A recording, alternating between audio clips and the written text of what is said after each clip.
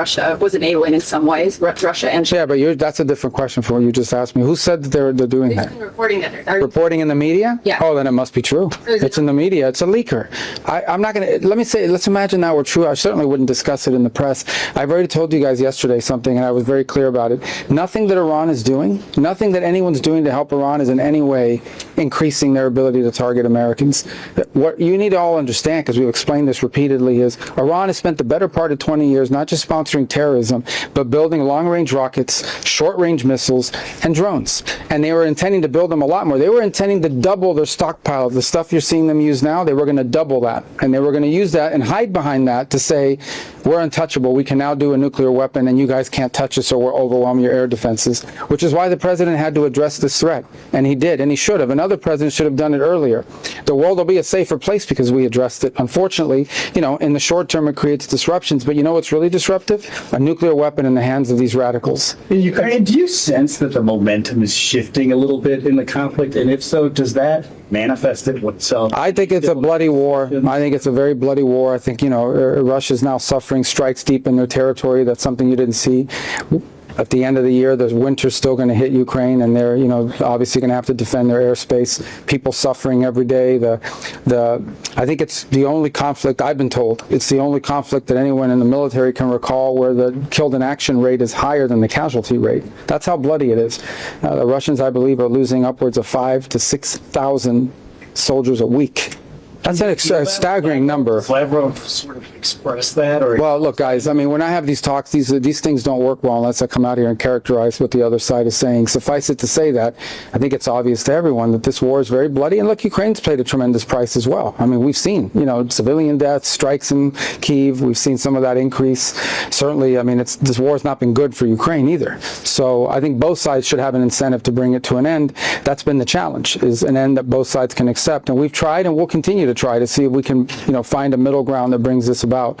And we're prepared to play that role if the opportunity presents itself. We expressed that today, and we've expressed it in the past. Mr. Secretary, Russia launched live fire drills in the Taiwan Strait. Yeah. And apparently used water cannon on Philippine vessels near Scarborough Shoal. Yeah, those are two separate incidents. Yeah, okay. Right, as your Chinese. Yeah, look, I mean, they know where we feel about those issues. Obviously, we publicly expressed ourselves on the missile launch. It's a destabilizing event. And on what's happened with the Philippines, obviously we saw that too. The whole world saw it, and it's disturbing, and these challenges and these claims of sovereignty over territory are a growing challenge. It's why we continue to reiterate our commitment to our treaty partners, but also our commitment to freedom of navigation and respect for territorial rights in the region. And it's one of the cornerstones of our engagement in the Indo-Pacific, and especially via ASEAN. And I made that point in every forum that we've had here. Sir, President Trump, he said on True Social that the U.S. is going to bomb and destroy a bridge or power plant every time that Iran targets a ship in the strait.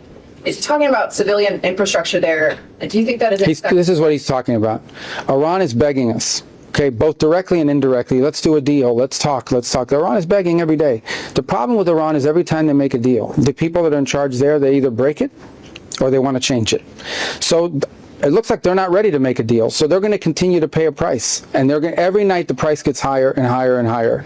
And that's what's happening now. And until maybe in a few days, they'll be ready to make a deal once they realize that this is not a winning proposition for them. And that's what the president is outlining. The idea that this is going to continue, it's not going to continue this way. The price will continue to get higher every single night until they come to their senses. Right now, apparently they haven't come to their senses. And so the president doesn't see a lot of utility in responding to their overtures at this point, because frankly, Iran is clearly not ready to make a deal, at least not one they're willing to live by.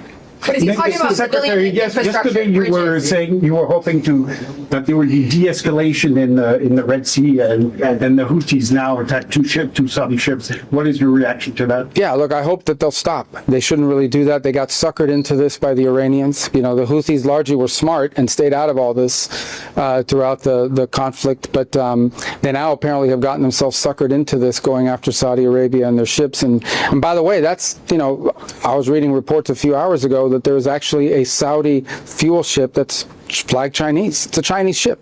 Are they going to blow up the Chinese ship and this becomes a problem for China? This will become a problem for the whole world. But I hope that will de-escalate because I think the Houthis, frankly, got snookered into this thing by the Iranians, and they were smart to stay out of it, and they should stay out of it, and they should stop. We'll see what happens there. Obviously, it's not a positive development. We'll see what happens. Secretary, what prompted the easing of... I'm sorry, man. I love his little court reporter thing. It's cool. Why didn't the rest of you guys have this? This guy's the smartest guy here. Look at that. I know he is. You better catch up. All right, go ahead. I'm sorry. Yes, what prompted the easing of sanctions on Hong Kong last week in terms of letting the executive order expire?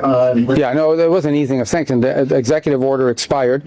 The conditions underlying some of those elements no longer existed. There remain other individuals that remain sanctioned nonetheless, despite the executive order is a partial expiration on certain individuals, but not on others. It just depends on the light of it. And you know, the justification and rationale behind that original executive order had sort of, the circumstances had changed in the president's judgment.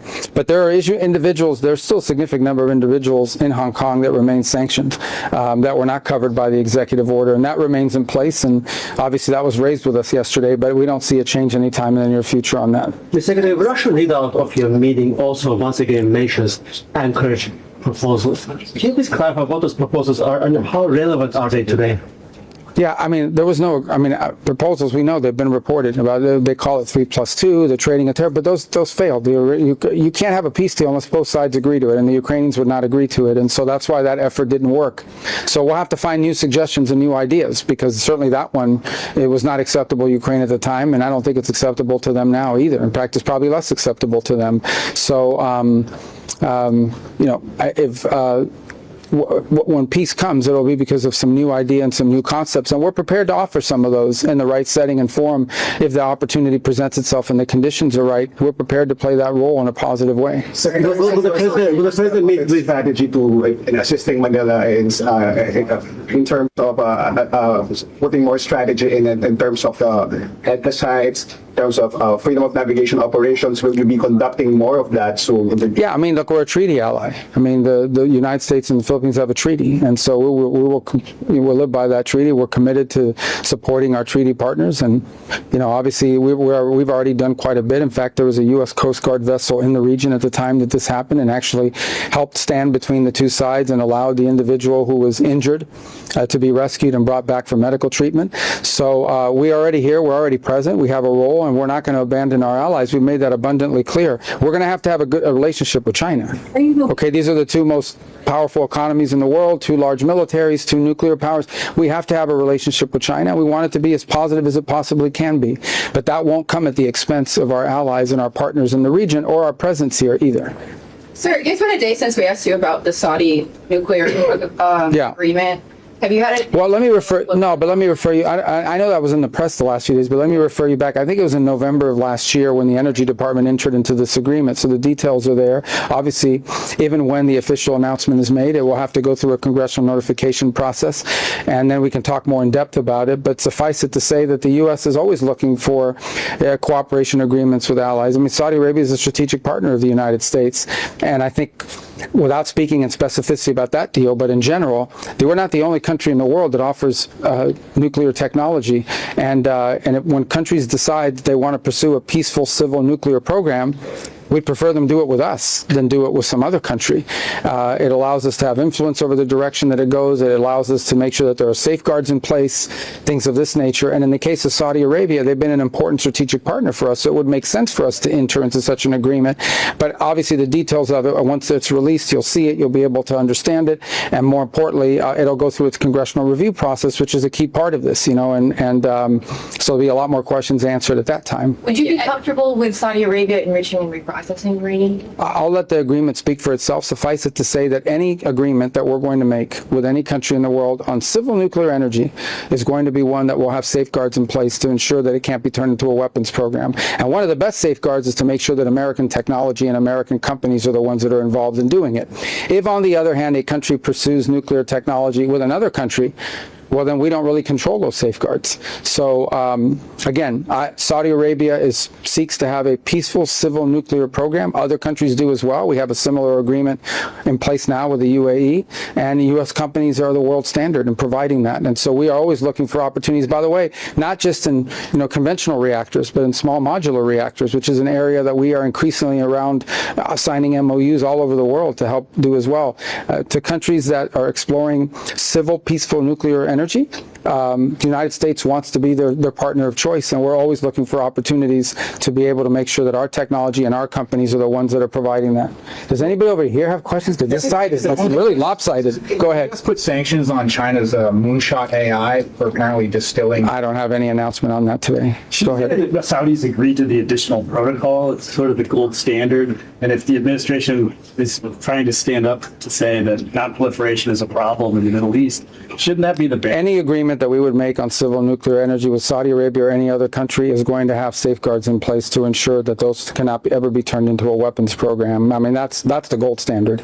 And obviously, we live in a new era. There are competitors that we face, so we'll have to adjust individual deals to that reality. We're not the only show in town, but we're the best show in town. But we want to make sure that it's our companies they're picking. So again, we understand any deal we enter into with any country will have to go through a congressional review process. And so we will ensure that in order to get congressional approval, we're going to need to have those safeguards in place, whether they're structured differently, how they are from other deals in the past or not, will depend on the individual deal. On Cuba policy, you said it in recent... I'm in Asia, you asking me about Cuba, it's far. But you said yesterday you're the main guy on Cuba policy, so we should ask. No, I said I'm most of all, you guys were, somebody asked me a question about people that are involved in Cuba policy, so no one's more involved in it than me, so go ahead. That's a good question for you. So you said in recent months that the economic system can't improve unless there's a change in the political system. But you've been very vague about what that change in the political system would entail. Can you give us some more details with the Communist Party staying in power but a different leadership, with the Castros still be in power? So you want me to give you details on our plan? Yeah. Okay, not today. No, I'm not going to do that. I'm going to tell you this. No, here's what I told you, and this is the truth. The people who are in charge of the country don't know what they're doing. They don't know. They don't know how to fix their economy. They don't know they don't understand basic concepts. And I think the challenge that Cuba has faced for the last 15 years is they want to somewhat improve their economy, but they're afraid that if they improve it too much, they'll lose political control over people. That's the challenge that they face. So I think for us, we're looking for an opportunity to influence the direction that goes, because it's 90 miles from our shores, and we want Cuba to be prosperous. We want Cuba to be free. But in that sense, on the level of detail you're asking me, suffice it to say that as long as the people that are in charge think the way these people think and act the way these people act, it's going to be difficult for them to make the changes that need to be made in order for Cuba to have a better future, because they just really, they don't understand it. Some of them are incompetent, and some of them just basically don't understand, and others are just so recalcitrant that they'd rather, destroy the country than ever walk away from a failed ideology, although I think the number of people in that category is less than it's ever been.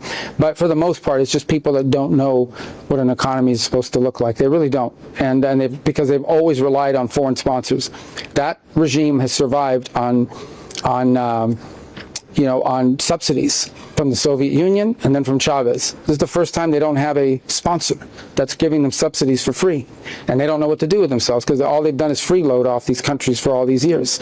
The people of Cuba deserve better than that. Did you have a question? Somebody, yeah. What are your thoughts on the appropriate defense spending for allies like Japan and the Philippines? What is my opinion on defense spending? Appropriate defense spending. Well, we've communicated that to them, but look, at the end of the day, I still think that, these are partners and allies, but we want countries to assume more responsibility for their own security. And for the most part, I think the countries in this region agree. And the U.S. will continue to do its part. But by the same token, we're now, in many cases, dealing with advanced and wealthy economies who have the ability to spend more on their own defense, and they should. I think the primary responsibility of any government is the national security of their country. So, but I don't think it's a point of conflict between us and the region. I have a question. Yes. Actually, are you looking at a step up this support that you've mentioned, especially near the unusual where U.S. Commission DRP Sierra Madre is? Yeah, look, again, we have a treaty agreement with the Philippines that we intend to keep. We have a treaty agreement that we intend to live by, and we have had a long-standing defense partnership. We don't view that as a hostile act towards anybody. We view it as keeping our commitments to long-term allies with whom we have many shared values, shared history, and we hope shared future. Venezuela, you said that next month, I think, they're going to start this transition. First week of August, yeah. Yeah, between the interim government and The 2015 Assembly. the 2015 Assembly. Is there going to be a direct role for Maria Corina Machado and her opposition movement at one? Well, that's up to the Venezuelans to decide. I'm sure she can play a role if they allow her, if they want her to. And the 2015 National Assembly is the government that we recognized up. That's the government we had recognized up until these changes when we have these interim authorities. But we think it's a really good development. In the end, I would say that in order for Venezuela to have the reconciliation that country requires to move forward on all these other projects, every element of Venezuelan society needs to be represented. And obviously Maria Corina represents an important element of that. I mean, she's got supporters there and people that are supportive of her. And there are others as well. But a reconciliation process, we are there to facilitate it, not to dictate it. We will certainly provide guidance and support in the direction that it moves forward. We think it's important for the country to do that. And there's a lot to work on. I mean, if you think about in a country like that, that's been under a regime now for 20 to 25 years, political parties have to transition from being street protest movements to electoral forces. You have to have a free and open press so you can communicate it. You have to have an electoral council that actually accurately count the votes. You have to have enough security in the streets to ensure that the ballot box is safe and people aren't being intimidated. There's a lot that goes into an election. Then creating the infrastructure for an election that really was not invested in for a very long time, and in some cases they were hostile towards. So there's a lot of change to happen. But what it requires is patience, persistence. We have to stay on top of it because these transitions do take some time. They don't need to take a decade or even 5 or 7 years, but they take more than a few weeks, especially when you're dealing with something that's been in place for 25 years, unfortunately, for the people of Venezuela. There's some prominent Republicans who have said they want you to take over the Iran negotiations. They trust you. They think that you will prioritize Israel's interests, and they're attacking Vice President Vance. Who are these prominent Republicans? Senator Xi, the Wall Street Journal opinion page. There are people. Well, that's not Republican. That's a newspaper. Well, you're a troublemaker with these questions. No, look, guys, listen. Here's the bottom line. You know who the lead negotiator is? His name is Donald J. Trump, the President of the United States. That's who dictates our policy. He has a team of people that work together on this. We all have a role to play depending on what the topic is. We have very good negotiators in Steve Witkoff and Jared Kushner. We have the Vice President of the United States, which is the second highest ranking official, which tells you how the importance we've given this file. Obviously, I have a role to play. The Department of War has had a role to play. That's how we approach it. This doesn't, it's a combined effort, and it always should be. Do you wish people didn't endorse you to take over the talks yourself? You're telling me about that, but that's not how our system works. That's not how this administration works. It starts at the top. The president is in charge, and he has a team of people that provide counsel and provide advice, but ultimately whose job it is to execute on the president's directive. We have a great team that works very well together. On that topic, we work well together on a number of topics. We work together as a team on Lebanon. We've worked together as a team on Venezuela. We've worked together as a team on the Thailand-Cambodia peace agreement that was put together. We've worked together as a team. We have a really good core team that works on foreign policy and national security. And oftentimes it's a multi-agency effort because there's a role for Treasury to play. Sometimes there's a role for energy to play. That's how these things work. It's not one person. It's all these different elements of our government that have to work in conjunction and in concert to execute on the president's directive and on the direction that he's giving us. Secretary argued that the ICC threatens the sovereignty of the United States and its allies. How do you reconcile that position with the need for an international mechanism to hold perpetrators of war crimes and crimes against humanity accountable? Well, here's how I reconcile it. We're not members of the ICC. We never signed that treaty. We never joined it. And they somehow claim that they have a right nonetheless to go after non-treaty members and put heads of state and others in jail. We've long had quarrels with them, and we have lunatics and crazies involved in the ICC that are talking about charging members of the U.S. military, maybe even the president or a future president, with crimes. And it's not going to happen. It's just not going to happen. We are not members of that court. We never signed on to that treaty. They need to understand that. If people want to sign on and be a part of that stupid organization, they can. But we're not going to be a part of it, and they're not going to apply their jurisdiction to Americans. That's just not going to happen. We're not going to tolerate it now or in the future, and we've warned them about it repeatedly. And now they're going to see the consequences of ignoring us. Mr. Secretary, can I come back to Ukraine, please? You want to go back to Ukraine? Yeah. Oh, as a question, you're saying, okay. Yes. Yeah. And you're meeting with Mr. Lavrov. The Russian Foreign Ministry issued a statement saying that Mr. Lavrov told you or asked you or said to you that the U.S. needs to stop arming Ukraine. What was your reaction? There's a statement. They said that. Yeah, I know. I mean, I don't know what their statements say. I know what happened in our meeting. At the end of the day, What did you say? well, first of all, the U.S. position on it is we sell arms. Yeah. We sell arms via Pearl, which is an initiative we have through NATO.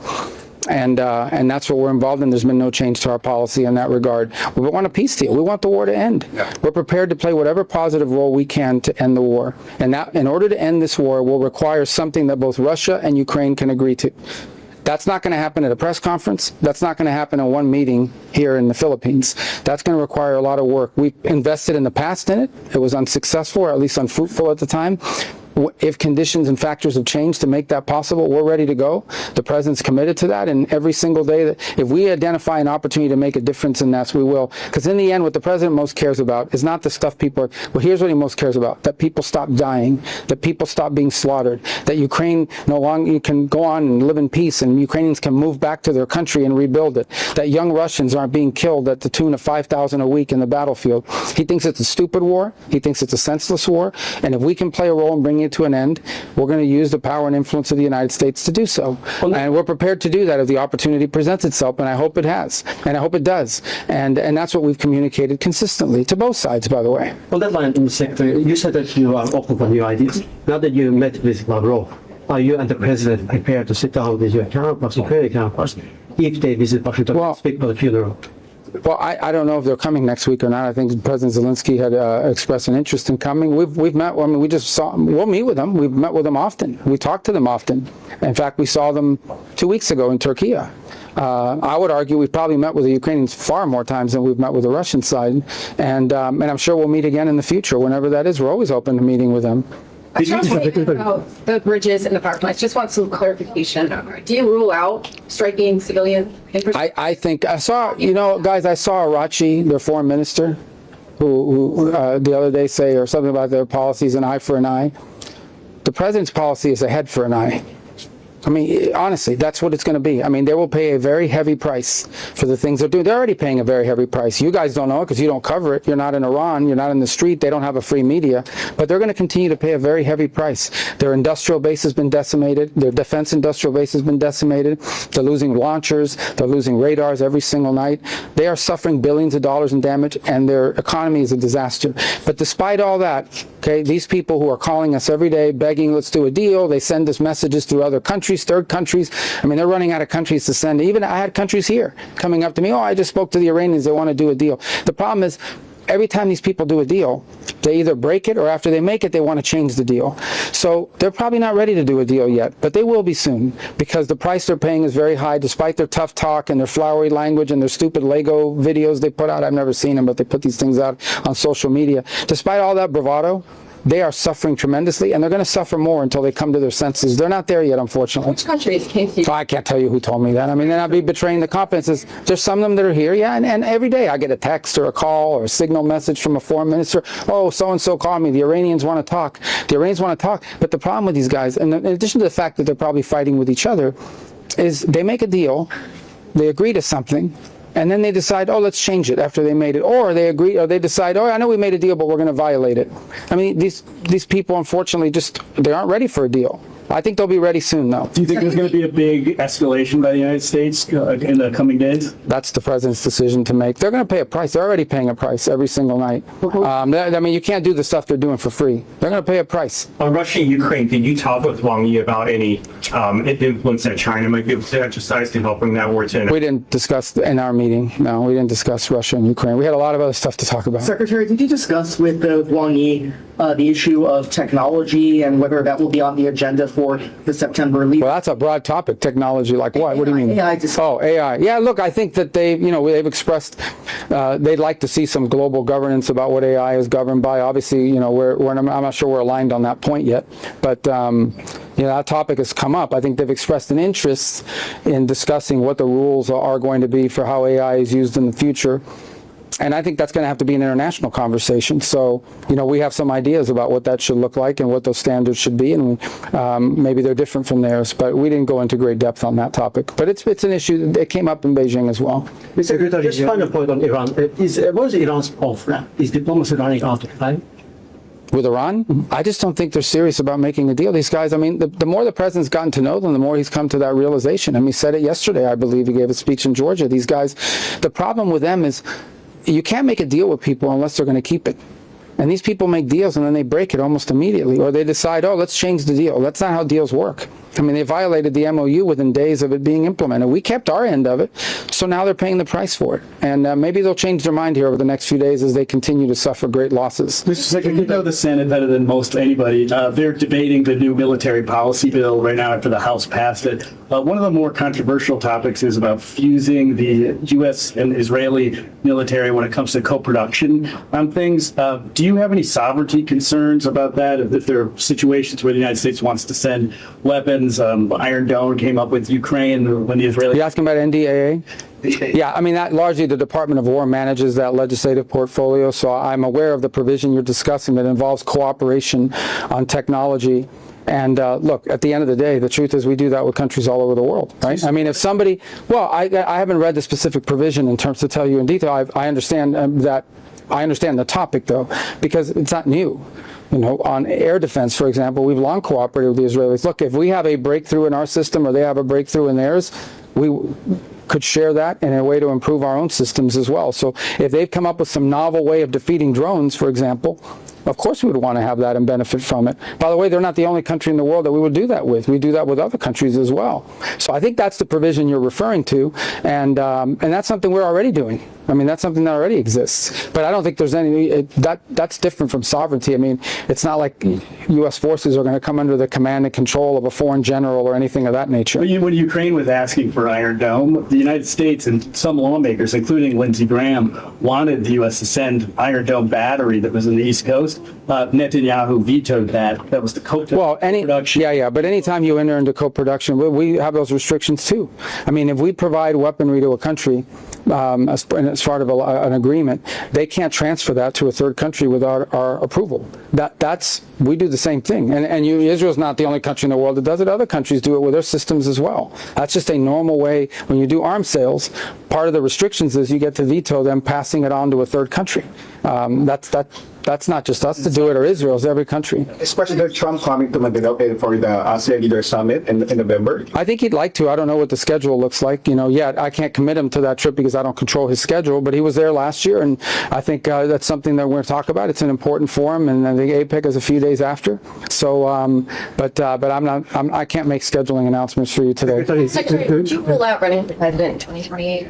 Do what? I'm not answering president questions. Come on, guys. Do you think this visit has eased concerns about declining U.S. engagement in Asia?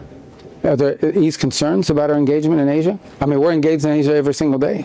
I mean, obviously this is a conference. We're here. We're participating. But we're engaged in Asia every single day. The Department of War is present all over Asia. The Department of State and our embassies are involved every single day in Asia. We have strong partnerships and economic ties to multiple countries in the region. Virtually every country represented here in ASEAN is someone that we deal with every single day. So there's a lot of competing interests in the world, so I think there's always going to be a concern that America is so focused on one place that it can't focus on another.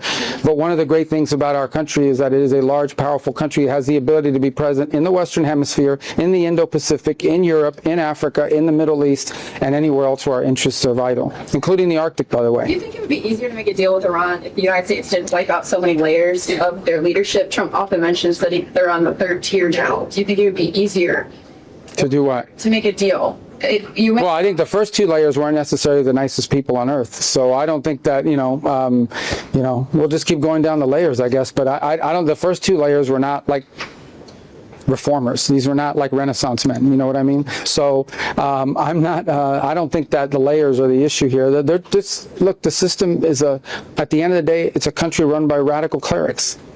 I think they have political people in their system. I wouldn't call them moderates, but they at least understand that hyperinflation is bad, high food prices is bad, gas shortages are bad. But I think when you get to that clerical level, These guys are just oblivious to all of that, and they're destroying their country. These are the people. Understand, Iran is a rich country. Iran could be the richest country in the Middle East if they want it to be, but instead, they take their money and they use it and they give it to Hezbollah, they give it to Hamas, they give it to the Houthis, they give it to Shia militias, they give it to sponsor terrorism all over the world, they give it to try to kill people all over the world, they build drones and missiles and pursue a nuclear weapons program. That's what they spent their money on. If they had spent their money on their people and on their economy, today Iran could be probably the richest country in the region if you want to know the truth. Given that mistake, is the U.S. seeking a regime change in Iran or just change in its behavior? I think the U.S. is seeking a denuclearized Iran that will never have a nuclear weapon. The future of Iran, that's obviously, it would be easier to have people in charge that don't want nuclear weapons, but in the end, that's our interest. Our number one interest and the threat they pose to the world is these lunatics in possession of a nuclear weapon, and that's not going to happen, not as long as Donald Trump is president. I don't know, some future president, or I know some past presidents have made some bad deals, and others just haven't dealt with the problem. But our issue and our concern and our focus is denuclearizing Iran. They can never have a nuclear weapon. I don't know how many times the president has to say that. But the people who you describe as lunatics, I mean, if they decide to make a deal, well, some of them are lunatics, some of them are evil. Some of them are evil lunatics. You can be both. So the United States is okay, comfortable leaving these evil lunatics in place. They just can't have a nuclear weapon. They can't have a nuclear weapon. I mean, imagine what they would do to the world. What changed between now and the beginning of the war when the president made it sound like that was not going to be the case, that regime change was one of the goals of the war? No, he never said regime change was a goal. Though from the very beginning, like from day one of the operation, it was very clear that we were going to degrade their missile launchers, their drones, and their factories, and their Navy. Their Navy no longer exists. There is no such thing as an Iranian Navy. What they have left is a handful of Boston whalers, but they don't really have they don't have a Navy. They don't have an Air Force. Their air defenses are crushed from the very beginning. Now, what the president has pointed to is the fact that the people of Iran deserve better leadership, and they slaughter their own people by the thousands. They shoot them in the head. They slaughter them in the streets. Yeah, we don't like that. I mean, we don't think that's good for Iran. But our goal and our national interest in Iran is they can never have a nuclear weapon, and that's what they were going to try to do if they had been able to hide behind double the number of missiles, double the number of drones. That's where they would have been in about a year had they continued on the pace of construction. Even though their economy was suffering, even though their people were suffering, that's what they were spending their money on. Even though they had sanctions, the money that was coming in, they were spending it on those things. That tells you everything you need to know about them. All right, guys. Thank you. Thank you. Secretary.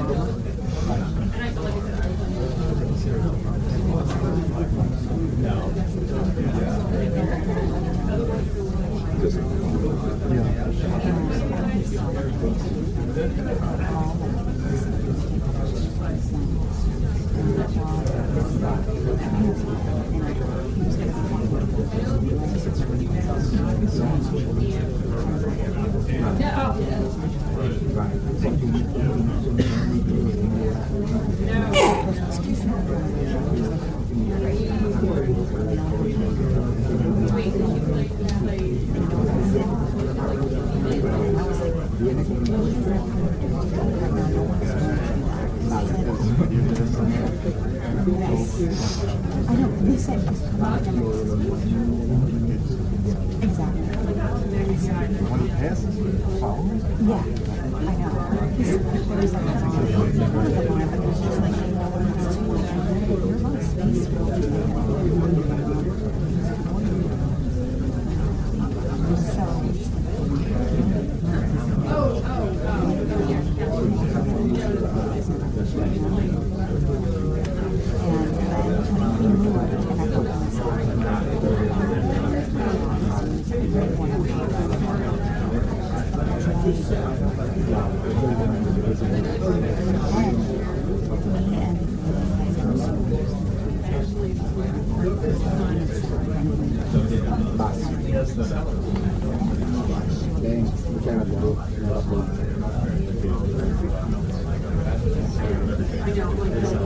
yeah, I know.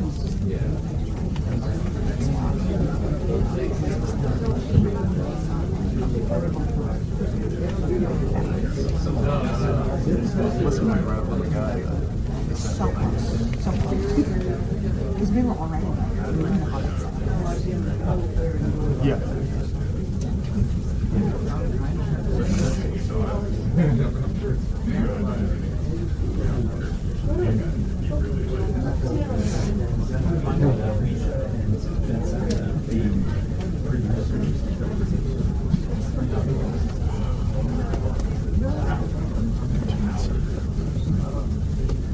So you weren't on that list?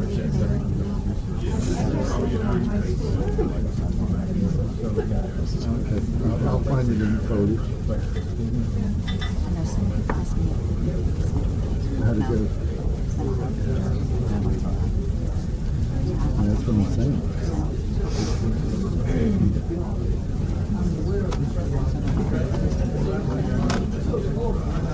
Like oil.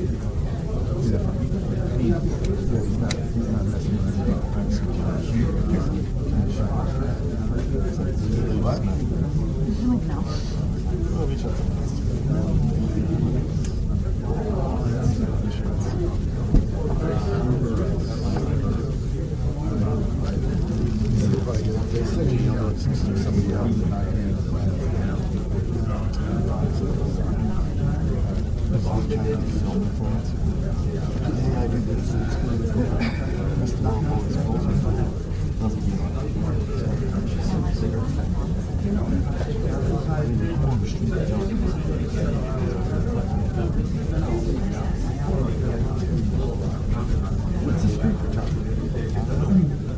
It's like you do everything. See, I like that. It's old school.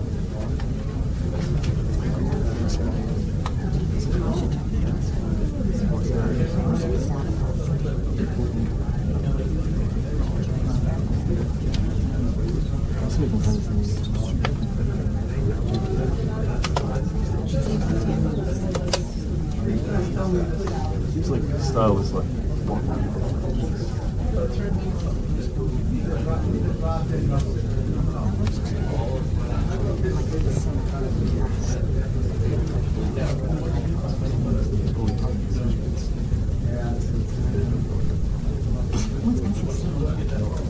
Oh, education.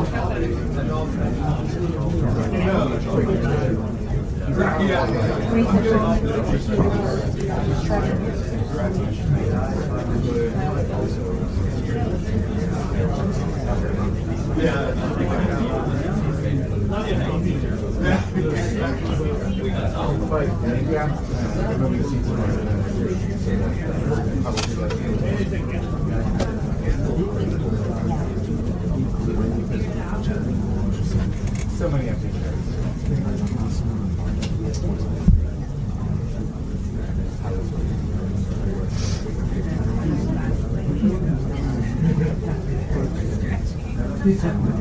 Are you ready?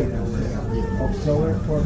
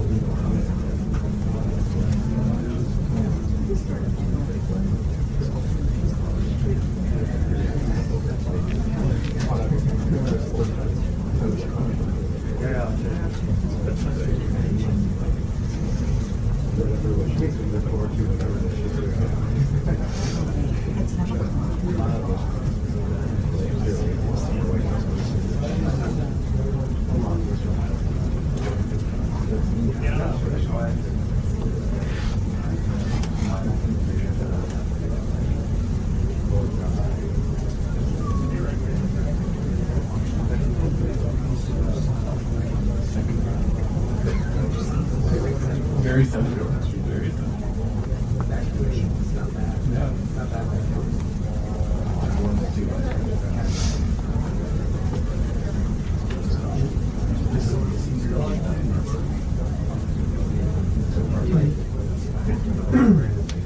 Right now, current.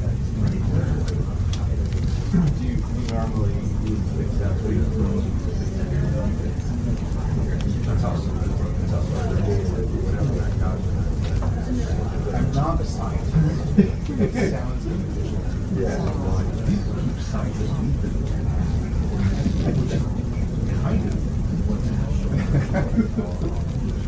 It's one solid. It is one solid. I was literally, I was amazing. I turned it I'm serious. Die. That's like,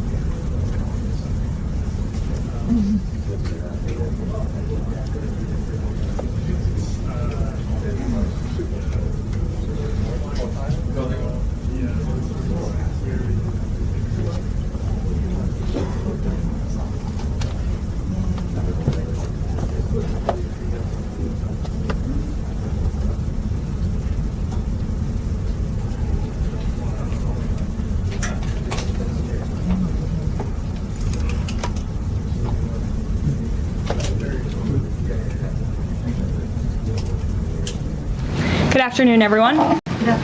Good to see you here today. Good morning, Gabe.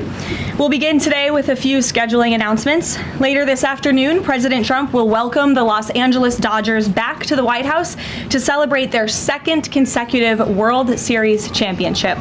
Tomorrow night, the president will attend the White House Correspondents Association Dinner Round 2, celebrating free speech and the First Amendment alongside all of you, members of the media. The president looks forward to finishing what he started before a despicable assassination attempt derailed the original event back in April, as we all know. And I encourage everyone watching tomorrow night to tune in for what promises to be a very entertaining and memorable evening. Looking ahead to next week, on Monday, President Trump will travel to Michigan to deliver remarks on the economy. On Tuesday afternoon, the president will deliver a tribute honoring the life and legacy of his dear friend, Senator Lindsey Graham, at the National Cathedral. And next Friday, the president will host the 13th cabinet meeting of this term at Camp David, which will be a lot of fun and something different for the cabinet to experience together. Turning now to the economy. A little more than a year after President Trump signed the working families tax cuts into law, this historic legislation continues to deliver on its promise, unleashing a genuine boom for American workers, families, and small businesses. The numbers speak for themselves. This was the biggest tax refund season in American history, with the average refund exceeding $3,400, an 11% increase over the last year. American families and workers claimed $82 billion in direct tax relief, and 97% of filers received a tax cut.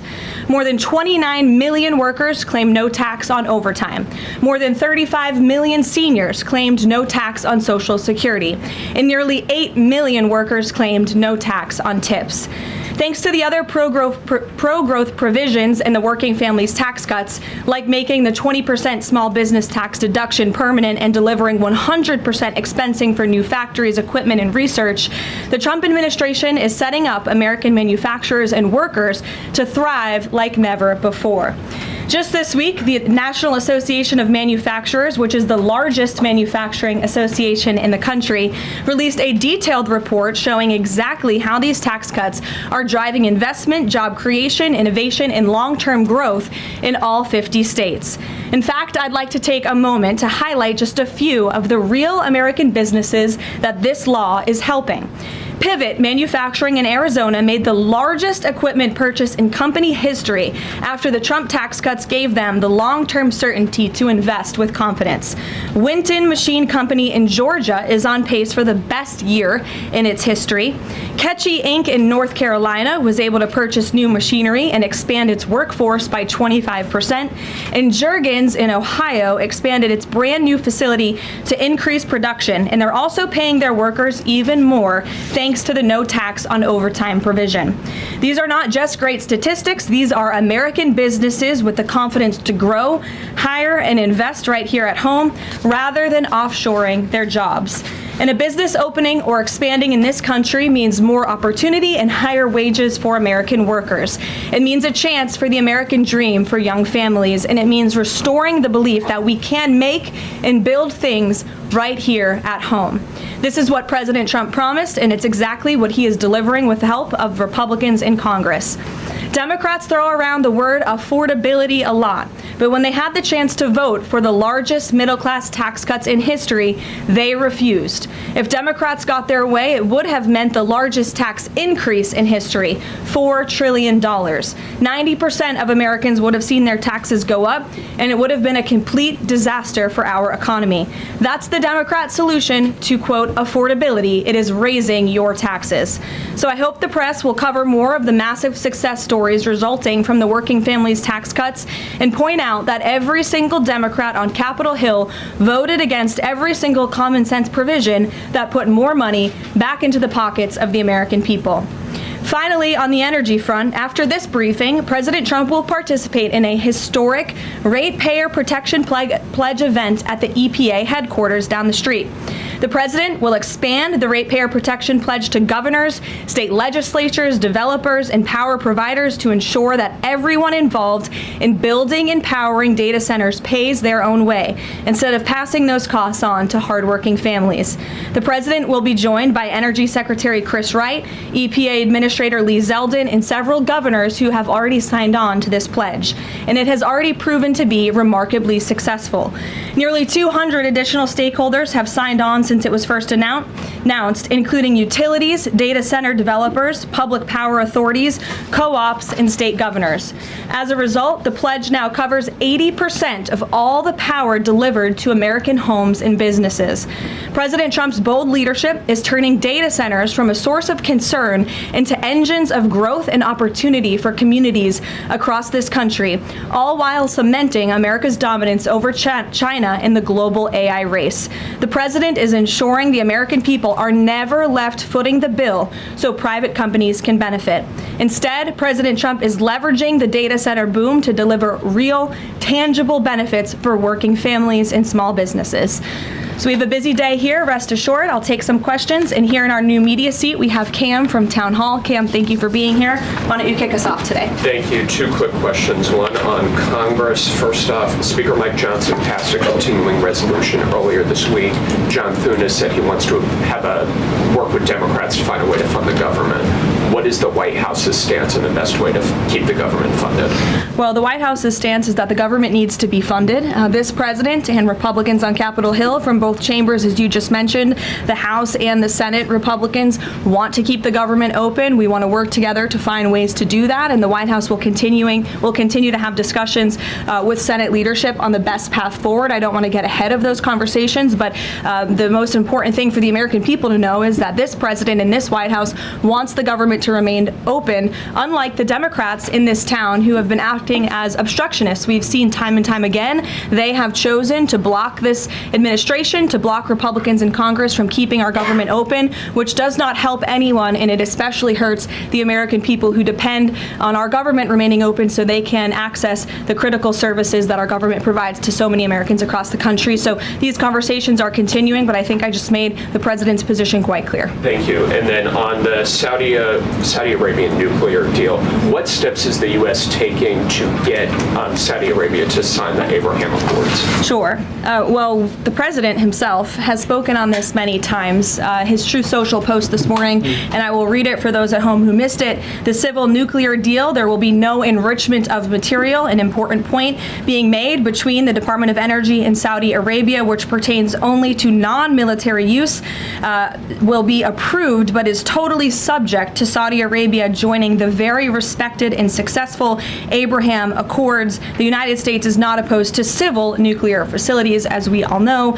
Look, this is a condition that the president has spoken about many times with our Gulf and Arab allies. He wants to see these countries sign the Abraham Accord. It was one of the most historic accomplishments of his first term, and it continues to be a long-term goal of his to expand those accords to ultimately come to a place where the Middle East can be a peaceful and stable region. And yes, this deal with Saudi Arabia, the energy deal, is contingent on this condition as far as the president is concerned. So we'll continue to talk with our Saudi counterparts to get the deal finalized and hopefully see them joining the Abraham Accords very soon. Thank you. Gabe. Karoline, thank you. With regards to the Saudi nuclear deal, why was that condition not mentioned yesterday when the Energy Secretary announced it? Well, look, the president is always the final deal maker, as you know, and this is something that he has mentioned on numerous occasions going back. I can provide you with those statements, and he has said if they don't join the Abraham Accords, the deal is off. So we'll continue to have those conversations with our Saudi counterparts moving forward. So the deal is dead if Saudi Arabia doesn't join. And have you any indication that Saudi Arabia is even considering this? Again, the president has spoken directly with the Saudis about this in numerous conversations in the past, and the administration will continue to engage in those conversations. Alexandra. Be exempt from international inspections as part of this deal if it moves forward? I don't want to comment on the specifics of the deal as we're still, again, as I just said, talking especially about this very important condition that the president raised this morning. Alexandra. So good to see you. Now that you're back. You too. So Treasury Secretary Bessent voiced concern this week on China potentially distilling or stealing AI technology from the United States, kind of manipulating it as their own. Anthropic said that the largest distilling attack happened last month. Do you think this will come up when the president meets with President Xi in September? Well, I have had the honor of being part of some of the meetings and discussions between President Trump and President Xi, and I can tell you there is always a wide range of topics that come up. I would imagine this would be something. It's of high importance to the president and of this administration to obviously ensure that America remains dominant in the AI race, and we're obviously tracking the particular situation that you mentioned. I have one more if you don't mind. This week we've seen some major players in Democrat politics voicing or alerting really on how much influence socialism, communism has had now on kind of mainstream Democrat politics. Is there any chance that the president would be interested or is considering working with left of center Democrats to push back on this? Well, unfortunately, we don't seem to have too many of those left in the Democrat Democrat Party. We have literal self-proclaimed communists who are winning elections and who are claiming to be the new leadership of the Democrat Party. I think the vast majority of Americans understand the dangers of communism. Just look at countries all over this world. As an example, Cuba right now is a country that is about to be a failed state because of the communist policies of the past several decades. Communism should never be allowed to lead this country, and the president obviously is strictly opposed to it and all the dangers that it reaps. We've seen it happen across the world. Meredith. Just to continue on the Saudi nuclear deal, do the Saudis agree with this interpretation since it wasn't part of the initial agreement? And has the president talked to MBS since this new condition was announced? As you know, the president just put out this statement a few hours ago. I don't believe he's had a call with MBS in the hours since. However, this is something that he has raised in previous conversations and has also said many times in the past. John, in the back, go ahead. Thanks a lot, Caroline. In regards to this deal, in the past, the Saudi government has said they will not consider entering into the Abraham Accords unless and until there's a Palestinian state. What makes you think that they're going to change their minds on their position regarding that? Again, I won't get ahead of the president's conversations, but this is something that he feels very strongly about and has spoken about it in the past and will continue to uphold. Can I ask you one other question? Sure. Just playing devil's advocate, why does Saudi Arabia get a civilian nuclear deal, but Iran doesn't get a civilian nuclear deal? Well, again, this agreement is still being worked out. It will eventually, hopefully, be finalized with the condition that the president spoke about this morning. But this agreement in particular, as it's been discussed thus far, does give priority access for American companies in the Saudi nuclear energy program, which will ultimately benefit American industry workers and supply chains. So the deal that has been discussed thus far and will continue to be discussed absolutely puts America first, and that's obviously very important to this president. Ed. Yeah, thanks, Caroline. So Friday, the Section 122, the 10% global tariff, goes away. Is the president going to ask Congress for an extension, or what's next? Well, I know the USTR, our great Jameson Greer, trade representative, will be having an announcement on that very soon, later today. I don't want to get ahead of him, so I would just tell you to stay tuned for more details. Okay, and then one more on the president's going to have some big utility companies at this event later on today. We're now a year and a half, so to speak, into his pro-energy policies. Is he going to pressure those executives to lower energy prices, not just maintain the prices? Well, look, as I mentioned earlier, the Ratepayer Protection Pledge is a novel idea drawn up by this president, his team, to ensure that data centers in communities, where those communities want data centers, that these big CEOs and energy companies are picking up the tab for the energy costs in these communities, so the American taxpayer not being fronted with those bills. And the pledge today is being expanded to acknowledge all elements involved in building and operating data center, the governors who appoint the state regulators who set the power prices, the utilities and the co-ops that sell the power, and in addition to the tech companies that have already signed the pledge. So you'll continue to hear more about that from the president in a few hours at 2:30 when he goes over to the EPA. Sophia. Have you spoken to the president about what he wants to do about Chinese AI models if they are found to have stolen American IP? Does he want to sanction them? Or what actions can be taken without undermining broader U.S.-China trade talks or cutting off American startups that are increasingly reliant on them? Sure. Well, I won't get ahead of the president on any potential actions, but obviously these conversations are taking place, and again, they're of the utmost importance, not just for our national security, but to ensure America remains dominant in this space. Stephen. Thank you, Caroline. Two questions. Has President Trump spoken with FIFA President Gianni Infantino about his interest in nominating him for UN Secretary General? And can you explain his interest there? And secondly, just a minor point of clarification on the Saudi nuclear deal. Did Prime Minister Netanyahu request this provision? Not to my knowledge, no. Again, as I told you, this was an idea the president has long had.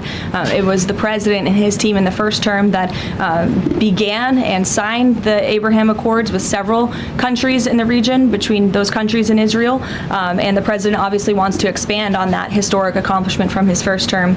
To your first question about Gianni Infantino, I don't know if he and the president have discussed that. I haven't been present for all their conversations. I know they speak quite frequently frequently, and the president has a lot of respect for Gianni and what he has done with FIFA. As we all just saw, the World Cup was a tremendous success here at home. It not only was hugely beneficial to our businesses and our local economies across the country, but I think it showed that America is the greatest country on earth, and the president is grateful to Gianni for all of the efforts that he had to make that dream a reality here in the United States.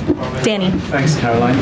Is President Trump or the administration, do they have any plans to intervene in the extradition process for the Tate brothers? No, we've already answered that question. Elizabeth. Thank you, Caroline. Secretary Mullen said that election officials that knowingly allowed non-citizens to vote could be prosecuted and fined. Is this option being considered in New Jersey after the governor revealed that thousands of non-citizens were registered to vote there? Well, for any prosecutions, obviously, I would always defer you to the Department of Justice. But what I will say on New Jersey and this governor, the fact that she just all of a sudden decided to put out a press release saying President Trump and Republicans have been right about non-citizens on our voting rolls is not a coincidence. I think this governor is saying this because she realizes this administration is serious about getting to the bottom of illegal aliens voting and being on our voter rolls in our country. The Secretary of Homeland Security, as you know, sent a letter to several states, including New Jersey, requesting that non-citizens that are on their voter rolls need to be reported to DHS and need to be removed from those voter rolls.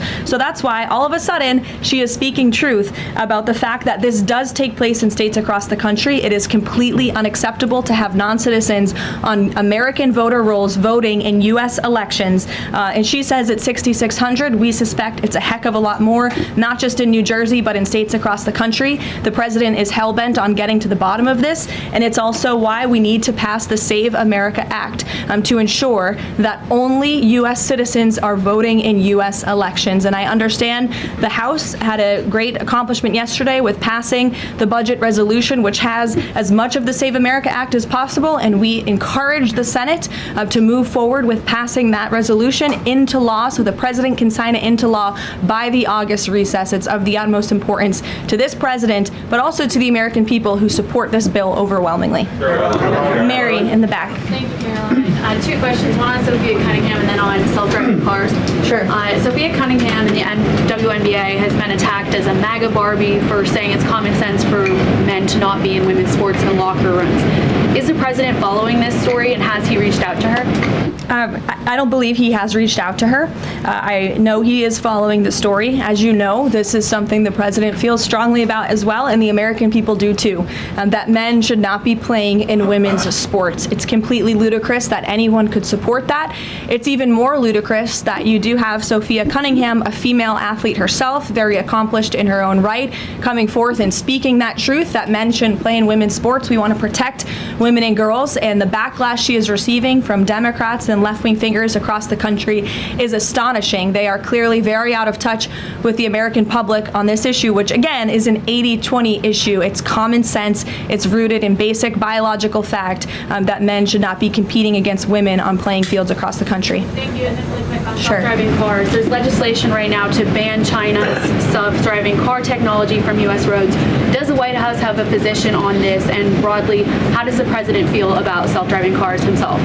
Well, you know, the president did have a red Tesla here at the White House for quite some time, so he's a supporter of them. I know he's purchased some self-driving cars for his family members, his grandchildren, so I think he supports them and Americans who want to drive them. But with that said, I don't know about the specific legislation. I will check in with our Legislative Affairs Office and we'll get you a statement on that. Reagan. One question for you on Thune and then one on Darlene Graham. The president seemed yesterday frustrated with Leader Thune when he was speaking in Georgia. Is his patience running out with Leader Thune? And then the president recently endorsed Darlene Graham right after her appointment to Senate. What caused him to endorse her so quickly? The president met with Darlene and thought she will be a great representative for the great people of South Carolina and will carry on her brother's legacy of public service in that beautiful state. So the president is fully supportive of Darlene and her honorable decision to run and, again, to continue her brother's legacy. With respect to your first question on, remind me? Leader Thune, if his patience is running out. Look, the president spoke about this directly yesterday. His patience is running out. He wants to see as much of the Save America passed as possible by the August recess. He knows that's what the American people want to see passed. He was just traveling on the road yesterday, spoke about this, and there was a very loud applause from the people in the audience, the everyday Americans, because voter ID is common sense. They want proof of citizenship in our elections, and the president feels very strongly about that. And I would just add, the American people elected overwhelmingly Republicans to lead not just this White House, but also the House and the Senate. The House did its job. The Senate needs to do its job too. I know it's a brief briefing today, but you're going to hear from the president directly twice today at 2:30 and also at 4:30. And we will see you all tomorrow night at the Correspondents' Dinner. Thanks, guys.